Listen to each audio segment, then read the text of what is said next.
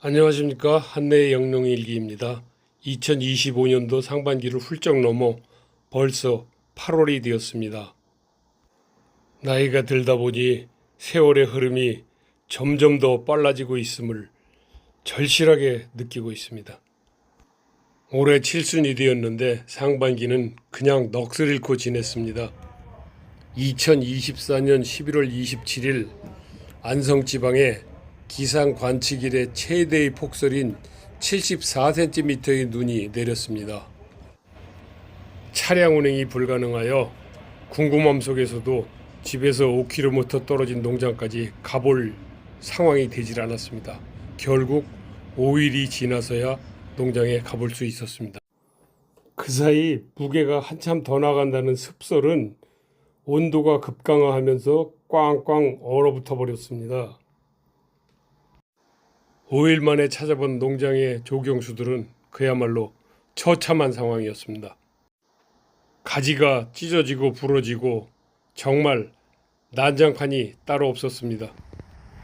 눈이 어느 정도 녹은 12월 15일에 다시 농장을 찾았습니다. 조경수의 상태는 그야말로 늘어지고 찢어지고 부러진 가지들이 정말 마음을 아프게 했습니다. 그나마 블루에로우는 상태가 그런대로 양호한 편이었고 골든 브라반트는 정말 처참한 상황이었습니다. 과연 이 나무들을 다시 정상으로 살릴 수 있을지 크게 걱정이 되었습니다. 지금 상황에서는 적절한 대안을 찾기가 무척 어려운 상황이어서 그냥 망연자실 바라만 보고 있을 뿐이었습니다. 농사란 것이 결국 하늘의 뜻에 큰 영향을 받기 때문에 사람으로서 할 수 있는 한계가 분명하게 있기 때문에 이 또한 어려움이 아닐 수 없습니다. 축구공처럼 동그랗고 예쁘게 잘 자라던 리틀 자이언트 역시 거의 대부분이 찌그러져서 흉한 모양이 되어버렸습니다. 농장에 그늘진 곳은 한 달이 훨씬 지난 시점에서도 눈이 녹지 않고 그대로 남아 있었습니다. 겨울은 나무들에게는 혹독한 계절이지만 잘 견디고 살아남아 주기를 바랄 뿐입니다. 눈이 내린 지 2달 가까이 지난 1월 24일의 모습입니다.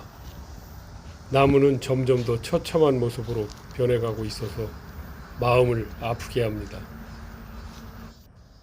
그럼에도 불구하고 지금 시점에서 할 수 있는 대안은 전혀 떠오르지 않고 봄이 되어 다시 자라나 주기를 마음속으로 간절히 바라면서 수시로 농장을 돌아보고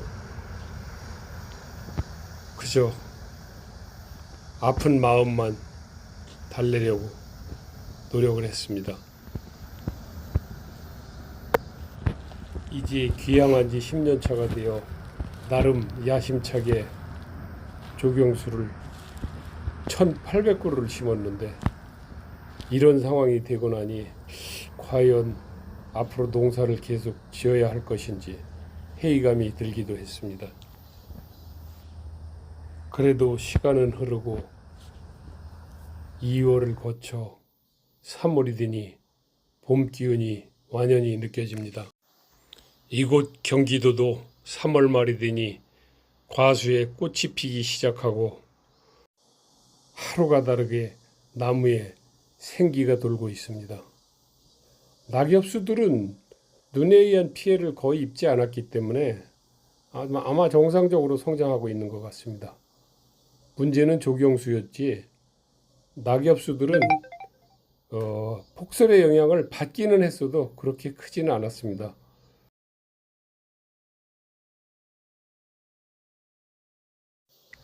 (4월이) 되니 조경수에도 생기가 돌기 시작합니다.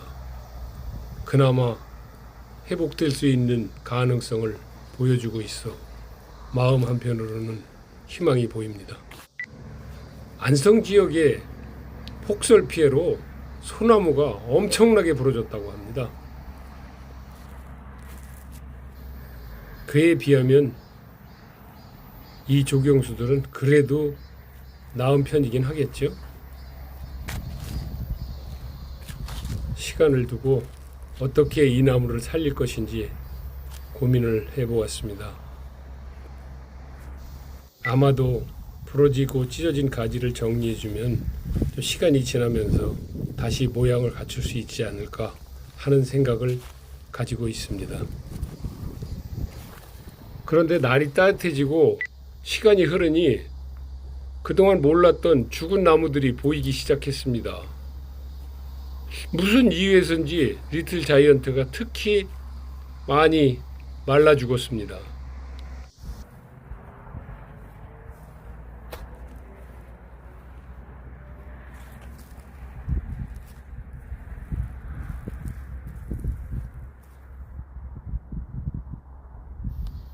이 킹 오브 브라반트는 본과 터에 옮겨 심은 것들로 나무가 아직 어려서인지 상대적으로 손상을 덜 입어서 그나마 다행입니다. 4월 6일 살구꽃이 만개한 모습입니다. 올해 살구가 좀 달릴 것 같은 느낌입니다. 이 나무는 앵두나무입니다. 꽃이 아주 많이 피어 예쁜 모습을 보여주고 있습니다.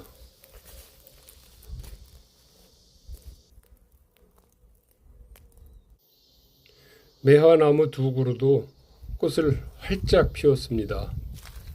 해마다 많은 매화가 달려서 저를 기쁘게 해주는 아주 고마운 나무들입니다. 10년 전 처음 귀향했을 때 거의 죽어가는 나무를 정성을 들여 전지를 해주고 주위의 풀들을 제거해 줬더니 이렇게 예쁘게 자랐습니다. 다시 4월 28일 조경수 밭의 모습입니다. 말라 죽은 리틀 자이언트가 곳곳에 보이고 있습니다. 살아있는 것들은 이제 생기를 되찾아 푸른색으로 완연하게 변해가고 있습니다. 농부 입장에서는 참 가슴 아픈 모습이죠. 정성을 다해 키운 작물 한두 그루만 상해도 속이 상하는데 이렇게 많은 나무들이 폭설로 인해서 피해를 입다 보니 정말 가슴이 아려오고 마음이 답답해집니다. 그래도 살아있는 조경수들에게는 고마움을, 아주 큰 고마움을 느끼고 있습니다. 2022년 11월 하순의 식재에서 혹독한 겨울을 넘기고 잘 자라준 나무들입니다.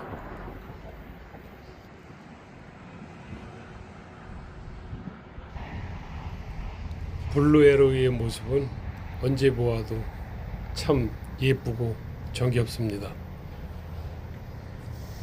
다른 나무들은 모두 측백 종류인데 이 나무만 향나무과로 알고 있습니다. 중간중간 가지가 꺾이고 찢어져 말라버린 모습을 볼 수 있습니다.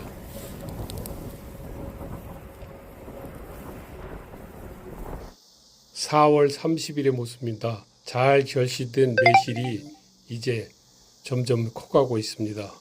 매실뿐만 아니라 체리, 앵두도 잘 자라고 있고 살구 또한 예쁘게 자라고 있습니다.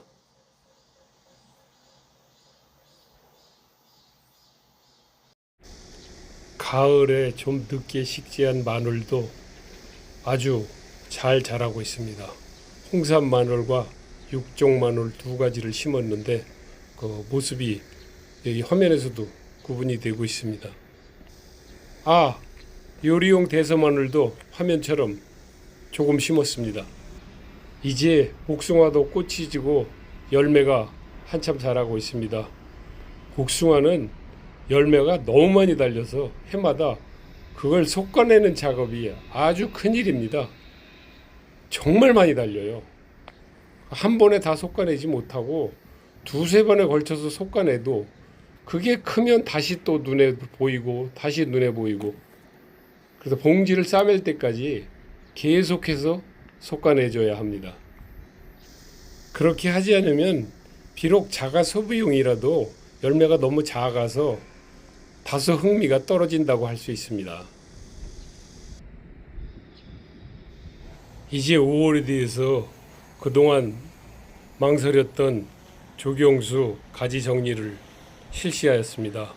늘어지고 찢어진 가지는 과감하게 제거를 해주고 시간이 지나서 다시 모양을 갖출 수 있도록 지두대를 세워주고 식물 영양제를 분무기로 흠뻑 뿌려주었습니다. 푸르름이 돌기 전까지 눈으로 인해 처참해진 모습을 다소 벗어나는 것을 보니까 그나마 희망이 보입니다. 3년 동안 애정을 가지고 잘 돌봐온 나무들이 하루아침에 엉망이 되었다가 다시 생기를 되찾고 이렇게 자라는 모습을 보니 그나마 다행이라는 생각입니다. 5월 14일에는 논에 벼도 이양을 했습니다. 5월이 되어 작지만 왕성하게 자라나는 도담자두의 모습을 지금 보고 계십니다. 그런데 작년까지 엄청난 양이 달렸던 후무사 자두는 냉해 피해를 입어서인지 거의 달리질 않았습니다. 나무가 엄청 커서 많은 양의 수확을 했었는데 올해는 눈 씻고 봐도 보이질 않습니다. 이게 웬일인지 모르겠습니다. 체리의 모습입니다. 올해 체리가 그래도 조금 달렸는데 글쎄 얼마나 맛을 볼 수 있을지 잠옷 궁금해집니다. 4년 차 되는 사과대추인데 겨우 살려놨더니 또 무슨 병충해가 온 것 같습니다. 좀 소독을 해봐야 될 것 같습니다. 대추나무는 복조좋고 아주 양호한 품종입니다. 원래 굉장히 큰 나무가 있었는데 사촌이 과손을 경영하면서 무슨 이유에서인지 이 나무를 베어버려서 고사시켰어요. 본가타에 옮겨 심은 대추나무이고 살구나무,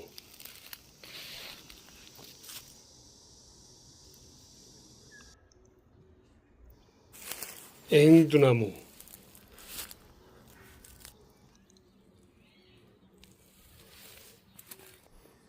호두나무, 체리나무,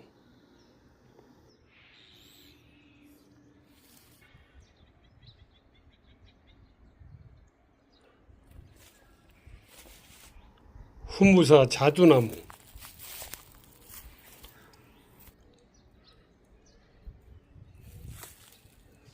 그리고 왕성하게 자라는 매실나무입니다.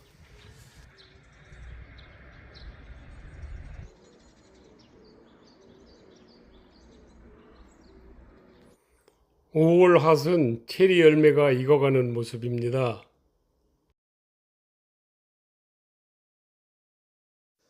참깨도 파종을 했습니다.